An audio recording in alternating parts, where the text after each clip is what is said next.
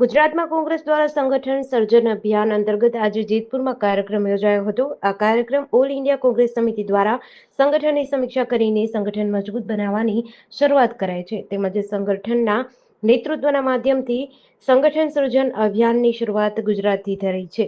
ત્યારે ગુજરાતના તમામ જિલ્લામાં એઆઈસીસીના નિરીક્ષક, પ્રદેશના નિરીક્ષક સહિત કોંગ્રેસના નેતાઓ તાલુકા મથકે જઈને આગેવાનો, કાર્યકરો સહિત લોકો સાથે મળીને કોંગ્રેસના સંગઠનની સમીક્ષા કરી મુદ્દાઓની માહિતી લઈને 31 મે પહેલા ગુજરાતનું જિલ્લા કક્ષાનું સંગઠન જાહેર કરશે. આ કાર્યક્રમ શરૂ કરતા પહેલા પહેલગામમાં બનેલ ઘટનામાં મૃતકોને 2 મિનિટ મૌન પાળી શ્રદ્ધાંજલિ આપવામાં આવી હતી.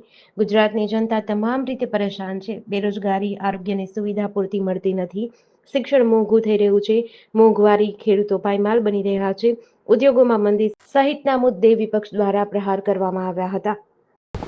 ઓલ ઇન્ડિયા કોંગ્રેસ કમિટી દ્વારા આખા દેશમાં સંગઠનની સમીક્ષા કરીને મજબૂત સંગઠન બનાવવા માટેની શરૂઆત કરવામાં આવી છે.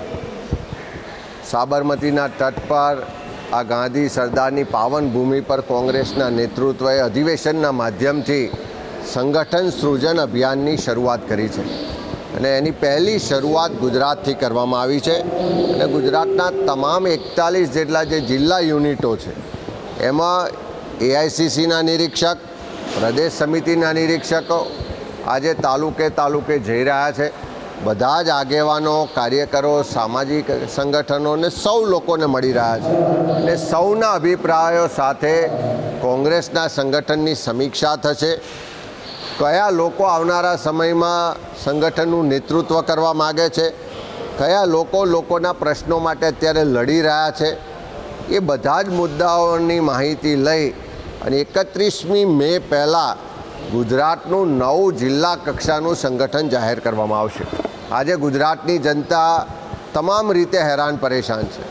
3 દાયકાના શાસન પછી પણ આજે યુવાનો બેરોજગાર છે, શિક્ષણ મોંઘું છે, આરોગ્યની સેવાઓ પૂરતી નથી, ખેડૂતો આર્થિક રીતે પાયમાલ થયા છે, ગૃહિણીઓ મોંઘવારીનો માર સહન કરી રહી છે, નાના મોટા વેપારીઓ હેરાન પરેશાન છે.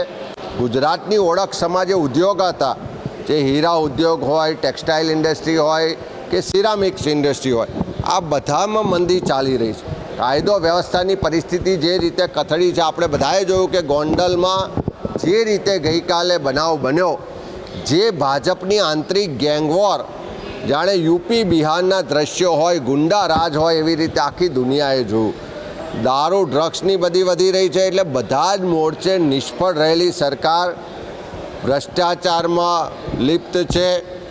દાહોદમાં આપણે બધાએ જોયું કે મંત્રીના પરિવારજનો મનરેગા યોજનાના ભ્રષ્ટાચારમાં મોટા પ્રમાણમાં સંડોયા હોવાની ફરિયાદો થઈ છે. આવી બધી જ રીતે હેરાન પરેશાન જનતાના પ્રશ્નોને વાચા આપવા માટે આવનારા દિવસોમાં કોંગ્રેસનું આ સંગઠન રસ્તા પર ઉતરીને લડાઈ લડશે. લોકોના હક અધિકાર માટે લડવાનો સૌ કોંગ્રેસજનોએ સંકલ્પ કર્યો છે.